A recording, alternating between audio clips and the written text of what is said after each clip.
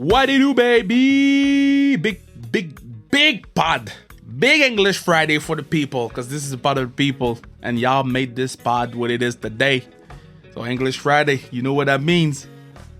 We're hitting a home run, feeling like Shohei Ohtani right now. Guy is crushing it right now. Eh? I like Ohtani. I like him a lot, but we're not here to talk baseball. No. We're here to talk hockey. And I brought y'all the absolute best. One of the great hockey minds out there. She is Emily Kaplan from ESPN. She crushed it on Around the Horn. Yesterday, I watched it. I was like, oh, Emily's on Around the Horn. I'm going to watch. And she be giving lefts and rights better than Jake Paul and Logan Paul. She be bam, bam, bam, bam, bam. She got them jabs, uppercuts, because she knows what she's talking about, because she's a student of the game. And it was an honor to speak to her about the situation of women's hockey and much more. And we had a pretty in-depth talk about our roles on TV and in the media, her as a woman and me as a black man. So no, it was fun for real. I appreciate her a lot. And not gonna waste more time. I mentioned Jake Paul and Logan Paul in my podcast. I'm giving them more publicity by mentioning them in my podcast. Gotta stop. I just can't stop. They're like chocolate. You eat one piece and you're like, man, I need one more piece. Jake Paul and Logan Paul are chocolate. Not caramel chocolate. Not O. Henry chocolate. Nah, I don't like them nuts. No. That caramel with caramel in the middle. That's who they are. They're not good for the health. No. But you just can't get enough. So the guy's gonna face Floyd? One-on-one. Floyd? You know what? I'm gonna stop this right there. Let's go to the talk with Emily, because it's the most important thing, and then we'll talk about those two idiots. All right, baby, let's go.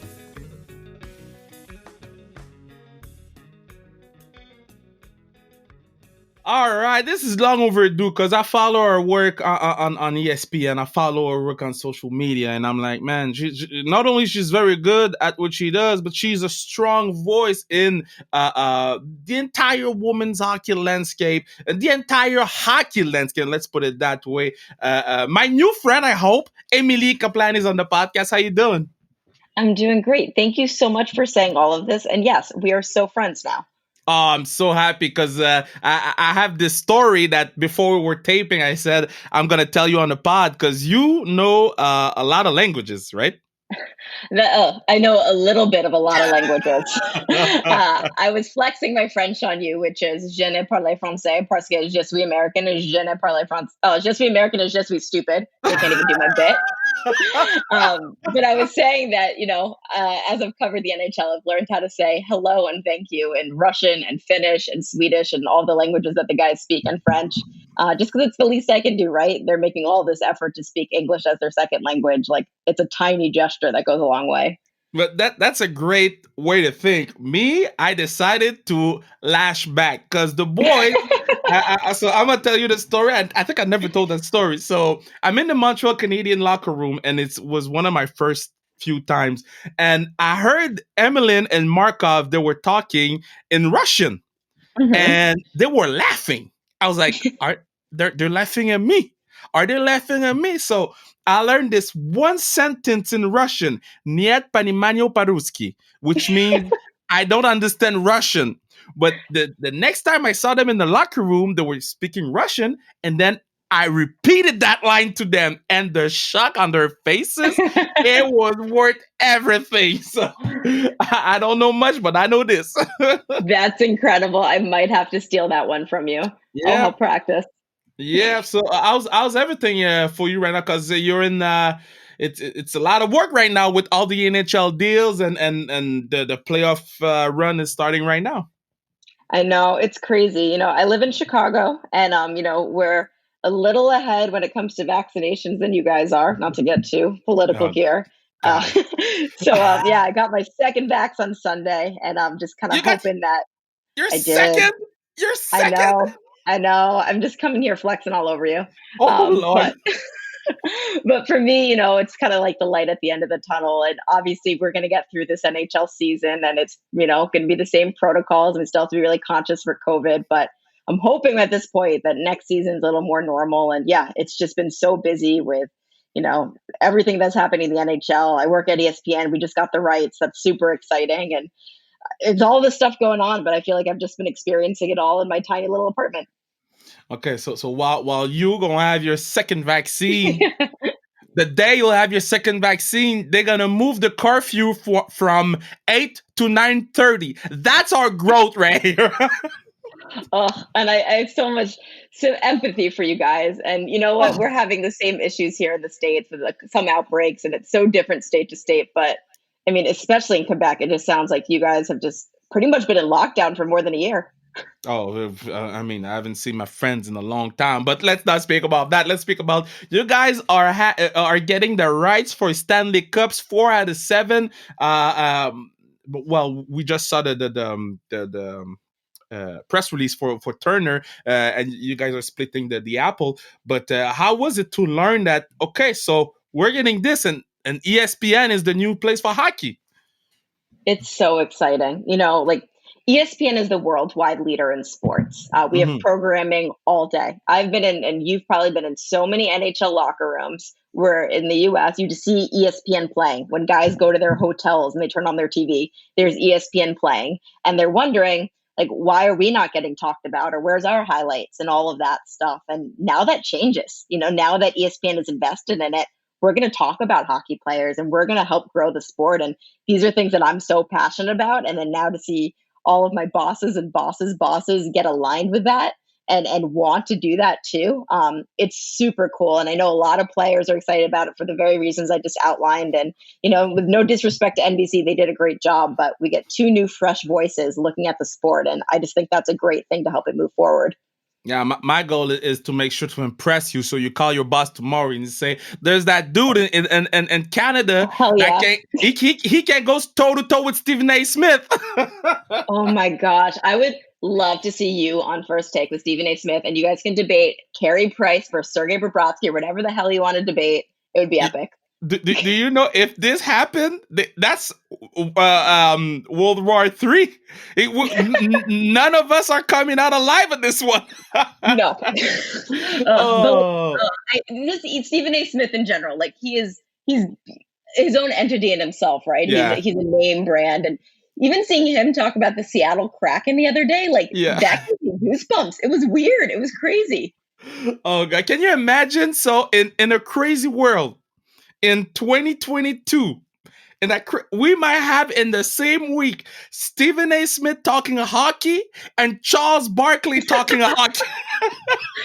What we really need is some kind of crossover content and get both of those guys in a ring. That's some diversity on TV. That's what we like. But Exactly. I've been following all your work, for a long time, and I know a lot of the women's hockey players, and they always post your articles and your work. So I've been following you for a long time. And when the news was announced about the World Championship, I was like, I got a few people. I need to see what they're thinking before forging my own opinion, because maybe I'm too close to the thing. Maybe I'm too invested to the thing. And then I saw what you said, and you're pretty harsh to the IHFF. Yeah, it's so tough because, again, we're in a global pandemic right now, and this was a health and safety call by the Nova Scotian government. And I don't want to minimize that at all because I understand, especially in Canada, what you guys are going through right now. But listening to the women who are at this high level talk Hmm. about how they found this out and what they compare it to, and knowing that okay, months in advance they made a plan for the U18 boys. Why was there no contingency plan for the women? Why were they just left in the dust like this? And when you look at the larger picture when it comes to the IHF, you realize that there's so little institutional support for women, that it is it is on the IHF that there's been now 2 years without any programming for senior high level women's hockey. You know, other sports have found ways. You know, the women's soccer in the US, that was the first league that successfully pulled off a bubble. Yeah. They could find a way for these women to play. And I just felt like it was negligence on the IHF part just to throw the Nova Scotian government under the bus and saying, well, that's why we're canceling the tournament at the 11th hour. But the problem that I see, and I'm gonna tell you this, I've never seen, some of my friends playing for Team Canada. I've never seen them so dejected, so sad. I Yeah. mean, they lost gold at Pyeongchang, and they were not as sad as they were last week. So I decided to sit down, listen, talk to a few people, and what is the role of the leaders of that women's hockey movement that we have right now, the PWHPA and everything going on? Is there a part of the blame that we got to put on them too, or we got to look at the IHF and then that's on them? It's so tough. You know, I think the women have done such a good job, especially recently, understanding the power of their voice and the fact that they're coming out and putting stuff on their own social media and talking in media articles and putting pressure on the leaders. And I feel like that's really where their role is in this. But we can't, they train so hard and they work so hard. And then it's just another burden that women's athletes have to think of. Oh, and now we have to, do X, Y, and Z. For me, it falls on the leaders, and it's the IHF. It's also Hockey Canada, the USA Mm. Hockey, and we're wondering where are they stepping up, and in what ways are they supporting the women, and are they making sure that it's at even infrastructure of the men? Something I keep saying when it comes to the story is we're always having this conversation, the chicken or the egg. Like, is women's sports not as popular because there's less visibility, or is there less visibility because it's not as popular? And the truth is, we will never know the answer to that unless the infrastructure is totally evened out. And that's how we'll see the value. And the infrastructure isn't equal. USA Hockey doesn't support women's players in the same way they can support men's players. I don't think Hockey Canada does. I'm not as familiar with it. And I know the IHF does. And those are the things that I'm looking for answers to. And I know the players are as well. Oh, but they don't. Like, I must say it. They don't. They don't care. If they cared, we wouldn't have that conversation right now. We'd be talking about, well, Eve Gascon is the future of women's hockey. Let's talk about her. She's been playing with the boys back home in Quebec and been shutting them down all day, every day. We've been talking about the greatness of Anne-Sophie Bété, who went back to the program for Team Canada at 32 years old and was looking forward to probably make her make the Team Canada team for the World Championship. And now we're stuck with the same conversation again. Now, I know you're going to tell me we need visibility. I did a documentary on women's hockey, and that's what's the word that came all the time. I know you're going to tell me about the visibility. I know you're going to tell me about the money. I know you're going to tell me about the TV rights. Is there something more, in your view, that the citizens can do? That's a great question. There's one thing, and this is a very specific thing. Angela Ruggiero is an Olympian for America. She's incredible. She's a Hockey Hall of Famer. She serves on the IOC, and she's doing something called the Fan Project. And it's for this very topic where they know that the infrastructure is not even with men's and women's sports. So what they're asking is for people to give her company, it's called the Sports Lab, their social media data. And they can actually analyze this data and say, you know what? There is interest in women's sports, and they can then bring that data to companies to invest. And I feel like that's when Angela explained that to me, I was like, that's the easiest way I can help because it's something tangible, right? I'm literally just downloading my Twitter info. So that's one thing. And then the two is just, finding ways to support these women and making sure you show up and making sure you let people know that you are a fan and you are interested in supporting them, because companies, they need to see it to believe it. And unfortunately, again, it's the chicken or the egg. Like, they need to see it to believe it, but they also need to see it. The thing is, so back home, I'm the women's hockey guy. Everybody talking to me about women's hockey because I've been vocal, and I know you guys in the States got that Title IX thing, and we're trying to make it happen here in Canada, working crazy hours to try to at least have a conversation about it, and Hmm. the one thing that people come back to is, but Kev, so when I watch women hockey, it's not like the men's hockey. And my answer is always, you can compare the two. Hockey's hockey. You got women's hockey, you got under 18 hockey. Do you compare under 18 to the NHL? No. So why would you compare women's hockey to the NHL? What is your answer when somebody comes at you with that basic argument? I'm stealing my answer here. There's a WNBA player who's awesome. Her name is Angel McCourty. She's been in the league for a while. And I saw this quote from her. And she said that exact. She said, someone came up to her in a restaurant and says, well, can you jump as high as LeBron? No. Can you run as fast as LeBron? No. Well, then why should I see you play? And she's like, well, I can run and jump faster than you. And I think that's my answer. It's an epic clapback. And it's just like, what these women can do is incredible. Like, we don't have to compare it. We can just appreciate that for the product that it is. And as you know, as being a women's hockey fan, like, it's an incredible product. And this sport has grown so much in the last few decades where the athletes are so much stronger, so much faster, so much more skilled. It's if you just give it a chance, and this is how I feel about hockey in general, it's the best live game experience. It doesn't translate as well on TV. You need to be in the rink. If you give it a chance and you go in the rink and you see these ladies, you would appreciate it. Fell in love with it. I fell in love with that. Went to the rink. I saw the kids Mm-hmm. in the crowd, and I was like, okay, this is real. This is not the same girls that you see right now on the ice, on busting their asses, giving everything they have. She's probably an accountant that's going to do everything for you after during the week. Like, they have jobs. Mm-hmm. So, okay, Well, so I want let's, to pause there for a second, yeah. actually, because that's the other aspect of the women's worlds that I feel like is not being brought up enough. And Kendall Coyne, who's the captain of Team USA, brought this point to me. She's like, we get paid as you national members of the women's hockey team. We get salaries, but Yeah. a lot of these nations don't. And all of these women committed to taking 31 days off of their jobs, Mm. away from their families, all of this stuff to do this tournament. And that's what also made it so cruel that it was canceled in the last minute and then being told, well, just keep your summer open for training and to take 31 days off again and do this again. Like, that's what was so cruel about it. You use the word cruel. I use the word disrespectful. Yeah. That's Yeah. disrespectful. Disrespectful. Yeah. That's if somebody does that to you, you're not happy. You're not going to be like in the media world. If somebody says, I'm going to give you a job, but okay, last minute, I'm not giving you a job. Okay, open your calendar. I might give you the job. I'm not giving you the job for 2 years. You ain't answering the phone again. Mm-hmm. So that's my point with the I whatever their name is. It's it's complicated to say their name, but They didn't deserve the respect of their name in this situation. You're fine. if there was a tournament, because I mean the Olympics are coming and it might be the only place we see them if they can't figure out their things for September.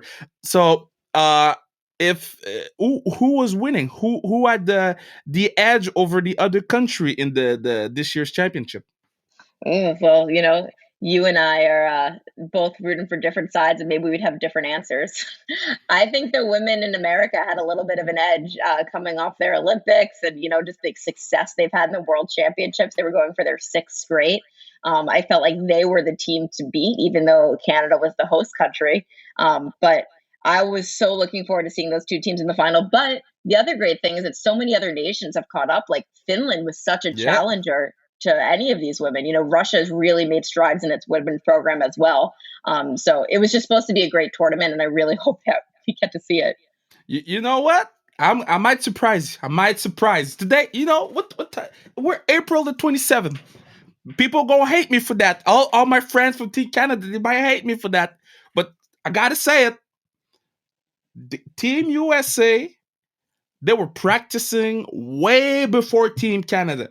Here Mm. we had curfew. We couldn't do nothing. No access to rinks. No nothing. Team USA been practicing. You know who had the edge for me? It was Finland and Sweden because they had 2 Yeah, full seasons. They've been playing like there's nothing. So for that's me, a they great have the point. edge. It's interesting though because I'm curious like how that carried over in the NHL season, and maybe it's not a fair comparison because NHL got a full training camp and guys have a whole season to find their legs, where this is just one isolated tournament. But like over the summer, I was hearing the same guy things from guys here in like North America. Nobody could get ice time; it was Hmm. impossible, or during the cause. But if you were in Europe, specifically Sweden or Finland, like you could get on the ice like normal and train, and it was easy. Yeah, and look at who had good starts of seasons. Them old guys, because they have Mm. families. They gotta stay home. Young guys, and you know. We don't need to go in depth. But young guys, they've been going crazy during that COVID summer thing. I've seen their Snapchats. I've received them. So for so for me, it was it for sure Sweden or Finland. That was my final. Yeah, I like that take, and I totally. Ugh, don't you just wish that we could see it actually get played out? Yeah, I wish. I wish. Do you because I feel like it's a knock when I see posts from Team Canada posting about the under 18, the captains and stuff like that.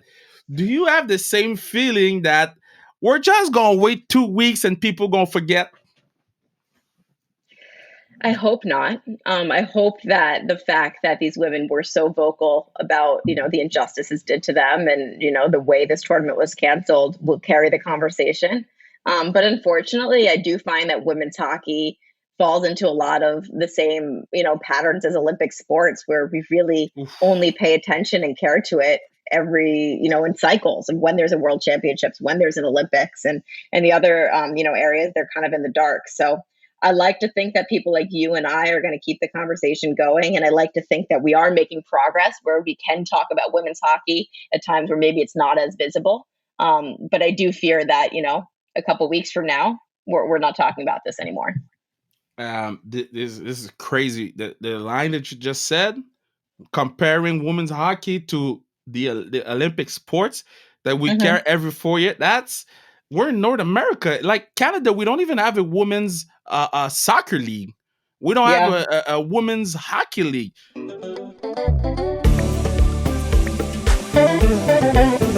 Yeah, you can support the pod and make sure that it lives on forever, forever, ever, forever, ever by buying a toque, hat, hoodie, jersey, whatever you want to buy on zonekr.ca. Yeah, I forgot. I have so many things to remember. Zonekr.ca. You pick anything sans restriction and you buy, and it goes directly to the pod. Let's go back to Emily's Kaplan talk. As a woman reporter, do you feel, or do you still feel, let's put it like this, because we know how it is. Do you still feel those same inequality that we see in sports? Do you see them in the reporters' room? Ugh, it's a tough question. In a lot of ways, I do feel supported and I feel welcome in sports, and I feel like there's women who blazed the trail before me and fought a lot of those battles, even just like to get in the locker room and things like that. And I'm so grateful for them. And now most of the athletes I cover um, have had women covering them their entire career since they were kids, since they were teenagers, and that's great. But there's still some, institutional. I think it's more casual misogyny. It doesn't happen very blatant, but it happens and it exists in my space, and I'm sure women across all industries feel the same way. And that's the area that I feel like we just need to get that last gap closed. I'm gonna tell you, being a black man doing this thing, you Hmm. can you. Similar. Oh Jesus Lord, they won't tell you to your face, but Yeah. it's all in the tone, all It's in the so tone. And I think that's for anyone who is a minority or, doesn't hasn't traditionally felt welcome in a space where, yeah, like as a society, I do think we're a lot more welcoming now and we're a lot more understanding.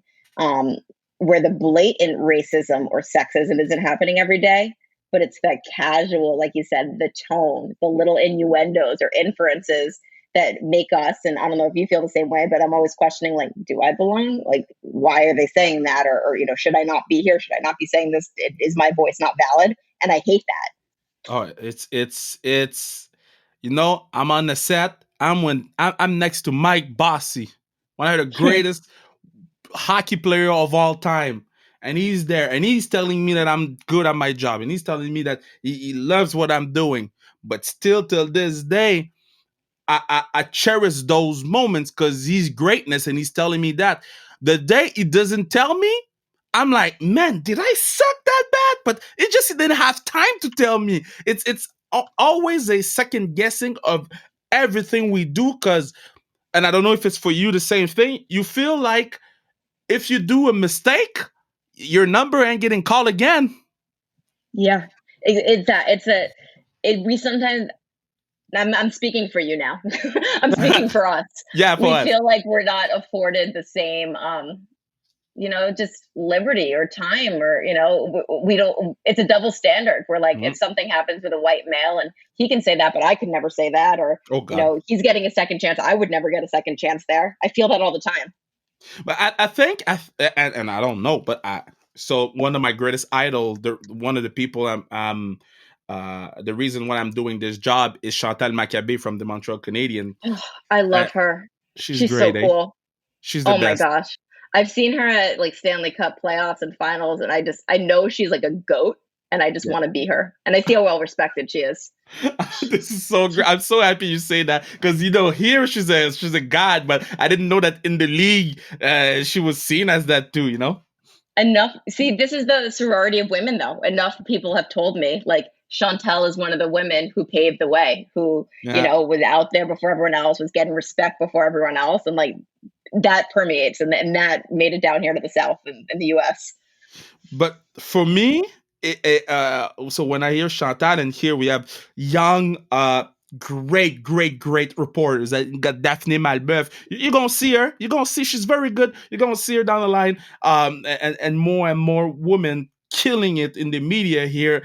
And sometimes I talk and I'm like, yeah, I'm a black man and we're three here doing hockey, but I have more leeway than the girls next to me. And for me, this is so crazy because they are light years ahead of me in consistency, in work ethic, with saying the right things. Me, the way I speak to you right now is the way I speak on TV. So there's no difference. What you see is what you get. So does it make your work better having that pressure, or you don't need it? Oh, that's tough. I think that's something that I've struggled with through my career, or I've learned throughout my career, where like in the beginning of my career, I felt so much pressure to sound a certain way or be a certain way. And I realized what I think viewers and listeners appreciate the most is authenticity. And like, Mm. I am a millennial woman. I do talk fast. I have something called vocal fry, which a lot of men hate. It's something that's very common among millennial women. And so, like, I can try to hide it, but this is my voice and this is what I was born with and this is what I'm going to use and the slang that I use or how I talk to my friends. And I feel like the better feedback I always get is when they're like, I saw your personality or I saw who you are. And I feel like if there's any young people listening, like that's what I would take away from this is like the more you can be yourself, authentic and true to yourself, people notice and it takes so much burden and pressure off yourself and your work shines. That's crazy. Was it your dream to reach ESPN? Was it something that when you were like a kid, you're like, man, I'm gonna be a trailblazer. No, I knew I wanted to be a sports journalist when I was 6. I was a total weirdo and I just like knew this is what I wanted to do, but Yeah. I never thought I would get to this level. Never thought I'd be on TV. Never any of this stuff. And so now it's just like borrowed time. Bart, man, you're killing it. I saw you at around the Orn, and you were going crazy over there, like killing it, crushing it. You're alongside people, greatness as reporters. How do you feel? Do you feel like, man, I gotta take my place and step on everybody and as much as I can, or you're like, man, let me sit on that corner and listen and watch?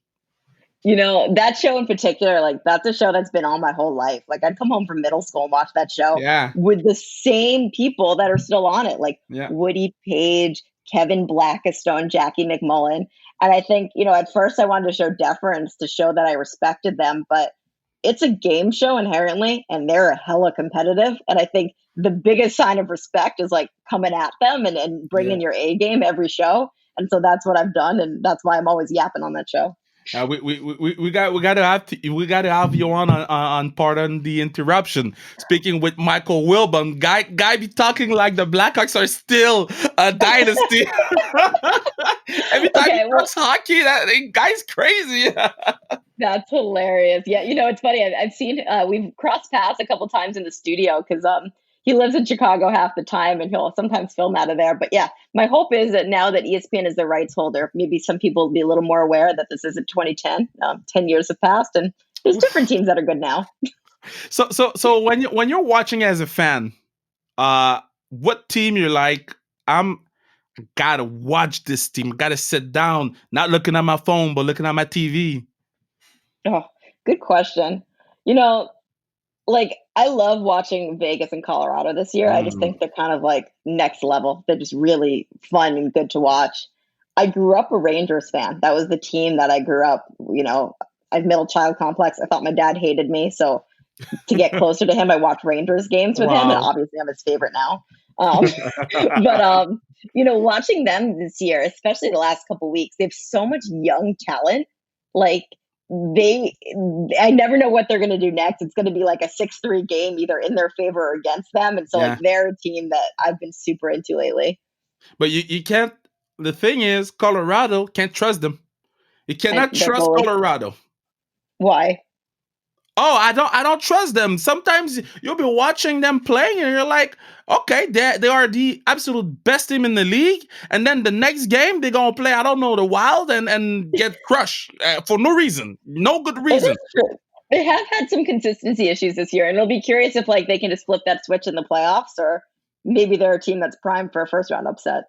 Oh, I don't trust them. My good friend Sammy Girard is playing for them, and he's probably gonna listen to this because he listens to the pods. I'm sorry, brother, but you guys are going out.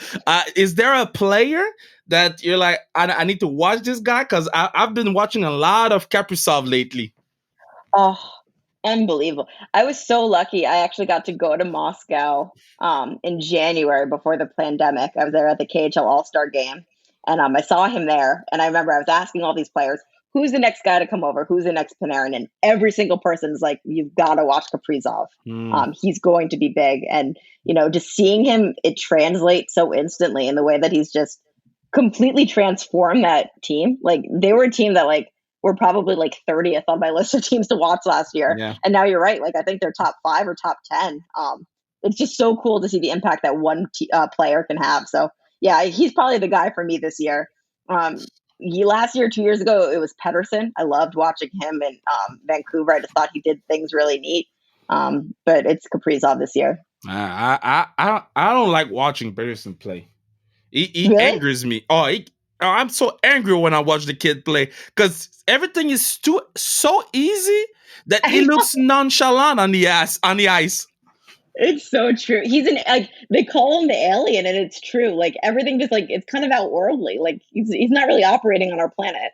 No, no, and he doesn't sing. I saw the clip with Michael Bublé. Brother can't sing. All right. Well, I'm glad to hear that he's a little more human. Oh yeah. So I can't tell you there. so the draft is coming up, and so every year we do a draft podcast, but this year it's gonna be a little harder. If you're GM, do you trade all your picks and let's wait for the other years? Because I mean, kids in Canada haven't played. It's so I have no idea how they're going to do this draft. And you're right. Like if I thought at the trade deadline that first round picks in this year, like people would have no problem giving those away like candy. Maybe just because they haven't been able to evaluate and they haven't been able to see these guys. And like you said, so many of these guys haven't played. Like I think that one of the few guys that I know that went over to Europe, Francesco Pinelli, Yeah. he's a kid from the OHL. Like I talked to him. He went to Slovakia to go play. And like that's the only game tape that they have to see from him. And it's great. And he had it, but so many of his teammates don't have that. So yeah, I don't pity, but I don't envy anyone who has to make draft decisions this year. And I think the way it's going to manifest itself is people are going to take a lot less risks, a lot safer players. And yeah, the guys that had the chance to play maybe get picked a little higher. Oh, you trade them all. Trade them all. Trade them all. I ain't picking nothing. I'm getting talent that they can play now. It's anyway. I don't want to go too into deep to about the draft because I know a lot of my friends, the kids, were getting drafted this year. Like, man, I hope I'm getting first round. When last year they were first round, and this year they're like maybe they're gonna pick me fourth or sixth because I haven't played in the NCAA in the United States.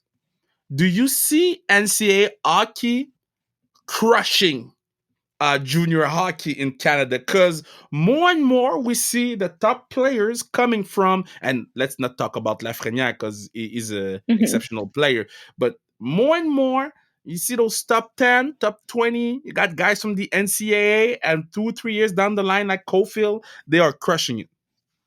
Yeah, I think it's becoming a much more common path. I think that guys are seriously considering it now for a variety of reasons. Like Kale McCarr, another great example. Like Yeah. I was talking to him. I mean, he's a Canadian kid. I was like, why didn't you play in Canadian juniors? And he's like, at the time, I just didn't think I was big and strong enough, and I needed more time to develop. And college, playing in college, afforded me that. And then by the time he left, we all know he was ready to make an impact right away. So yeah, and I do think it's becoming a more popular path, and there's more schools that are popping up here. Like I went to Penn State when I Yeah. went there. There was no D1 program. Now I actually haven't been to their arena yet. It's a shame. I can't wait to go after the pandemic, but like I hear it's awesome and it's just a really cool experience, and guys love going there. Are you because you're from Penn State and the culture over there, football? Were you like a crazy football fan and you said, "Man, I might quit hockey for football"? Well, it's opposite. I actually quit football for hockey. Oh, no um, way!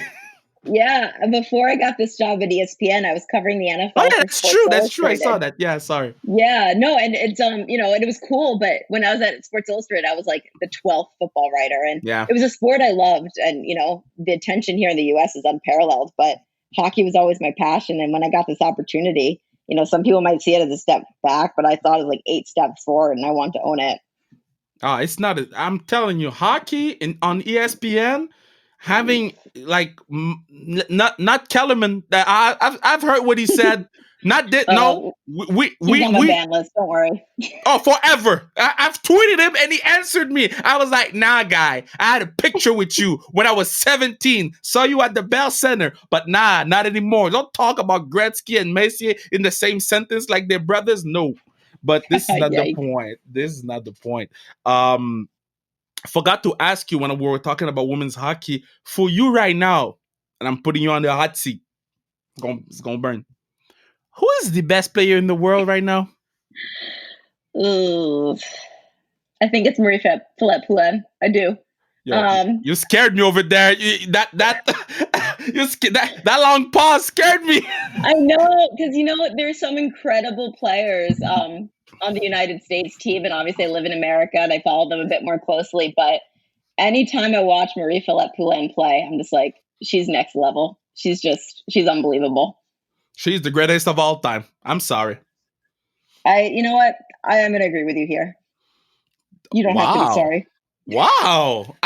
I didn't think we would agree on that. I had my notes and I was like, she's probably gonna say on Hills, Hilary Knight, or Decker or anybody. Okay, I see you. And There, who? Hillary is unique in her own way and incredibly just such an offensive gifted player. Kendall, I think, is the fastest player in the league or of women's players, and Decker, like you mentioned, is great. But Marie Philip is just next level. Sorry. I'm gonna clip that. Keep that. Keep that in my phone. So whenever you talk about Team USA, I might slide in the DMs and send you that clip. Yeah, yeah, yeah.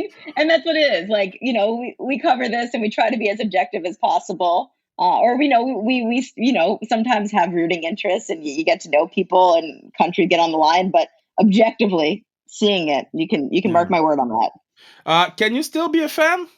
Can you still be a hockey fan? Watching Yeah, games and stuff like that, analyzing and everything. I think so. I think like I said, I think the things that people appreciate more now is transparency and authenticity. And like we all got into this because we love the sport, and then to pretend that you just switch that turn off, like that knob off once you become a journalist, like I think that's inauthentic. So I love great plays. I love great teams. I love great players and players that I want to root for because I know their stories and I like them and I like what they've accomplished or overcome. And so, yeah, I'm a fan in that way. Okay, so two more questions and then I let you go. You got work to do because a lot of games right now, and yeah. So when the hockey players, men and women, come on the pod, I always ask the question: if you could play with a goalie, two defensemen, and three forwards, who would you pick? Now you're not playing hockey, so I'm gonna switch my question.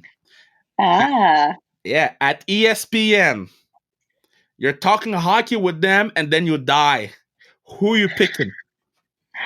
oh You, man. you got to pick three on the table. Yeah. I'm going to go with three of the goats that are there now. Steve Levy's he's Yeah. been holding down the fort. Linda Cohn, and when we talk about goats, she's a goat. She's one of the original women's Sports Center hosts, a former goalie herself, so she can be my goalie.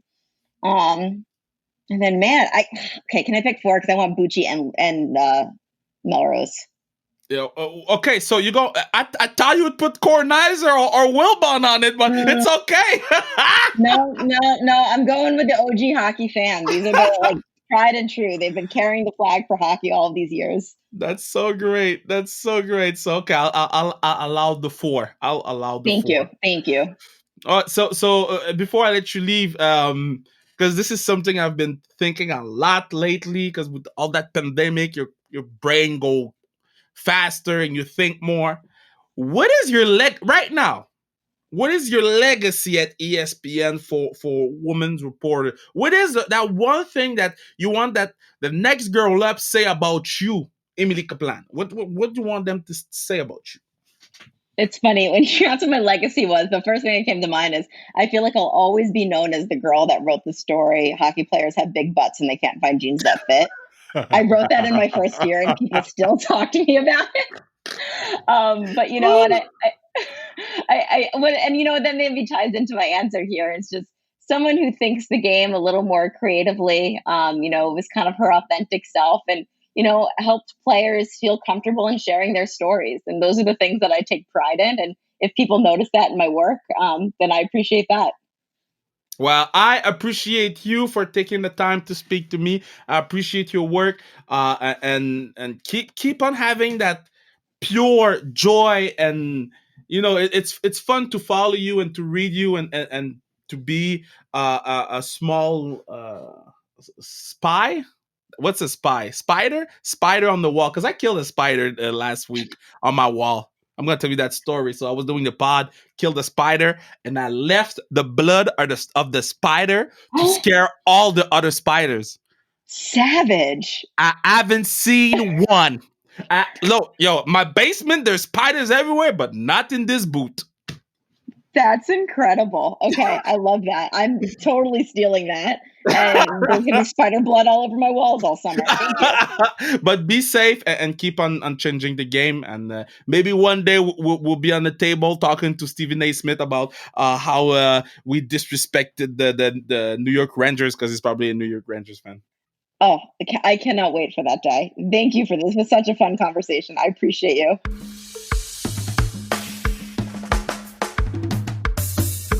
What a talk.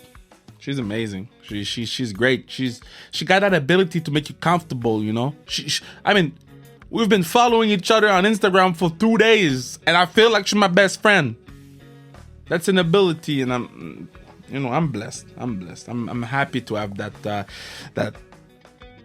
kind of opportunities, those kind of opportunities to speak with great minds like that. And it was an honor to have her on my podcast, and I'm looking forward to see what's ahead for both of us, because I want to work with her one day. One day I want to work with her every day talking about hockey. That's a goal of mine. So at least now you know, Emily. Now you know. We gotta work together. I'm letting you know right now. And one more thing. She said she wanted me to take on Stephen A. Smith. The man doesn't want that. And when I say the man, I'm not talking about me. I'm talking about him. He doesn't want that. Not at this point of his career. He doesn't need that knockout right now in his career. He's doing good. He's doing good. He doesn't need me in his career right now. So let's see what happens. But I want to finish my discussion about the pause guys, that thing, the caramel guys. So I have absolutely no problem with guys making boxing fights, because this is not on them. This is on us. We are the one paying. At the end of the day, it's pay-per-view. You have the choice. You decide. Either you pay for it or you don't pay for it. Either you give it attention or you don't give it attention. And every sport media out there are talking about the damn Paul brothers. And they are doing everything to get talked about. And we fall in traps every single time. So I don't know if I'm gonna buy the pay-per-view. If I buy the pay-per-view, it's for Jean Pascal, because Jean Pascal is gonna face Badou Jack, and I kind of want to see Jean, but he's gonna be the reason why I ordered the pay-per-view and not watching Floyd Mayweather and Logan Paul fight. You know, Logan Paul was on the WrestleMania. He was on the card on the fight with Kevin Owens and Sami Zayn. And he was there ringside. And I was like, what is he doing there? And the entire time he was ringside, I was like, but why? And then he came in the ring. He got hit by a stunner, which is a wrestling move. And the crowd popped so loud. And I said, this dude is money. The reaction of the crowd when he got popped. So, either you like them or not, they are doing a great job selling themselves. And gotta say, it's our problem. And it's not a problem. Let me rephrase that. Don't feel like it's a problem. Because if boxing was giving us what the UFC is giving us, we wouldn't have guys from YouTube trying to get at boxing. Boxing never gives you the big fights. They wait 5 years too late. Or 10 years too late. UFC, we just saw Masvidal versus Usman. Easy money. Rematch, boom. I paid for it. I'm proud. Because that card wasn't one of the best cards I've ever seen in my life. I mean, Thug Rose, that kick in the face, became champion again. And then Usman with, man, that right hand, bro, yo, that's movie punch. So I don't know. We'll see. We'll do a podcast on that. We'll dive even more deeper than what I've just did right now, because I mean I've been talking for 2 minutes about this subject, but I think we can do a full podcast on the impact of YouTubers on the fight scene, and we got to do another podcast on MMA, because first one was a success and we need to do another one. I'll try to reach Ariel Alwani. I'll try to reach Ariel. He's from Montreal, so I'll try to reach him. So thank you so much for listening to me ranting, me talking about chocolate, but most importantly to Emily Kaplan, ESPN reporter. She is amazing, and she is my new best friend. Thank you. Bruno Mercure, partner of the pod, Mathieu Brutus, who's making the music. We are killing it, sans restriction, forever. Have a good day, baby.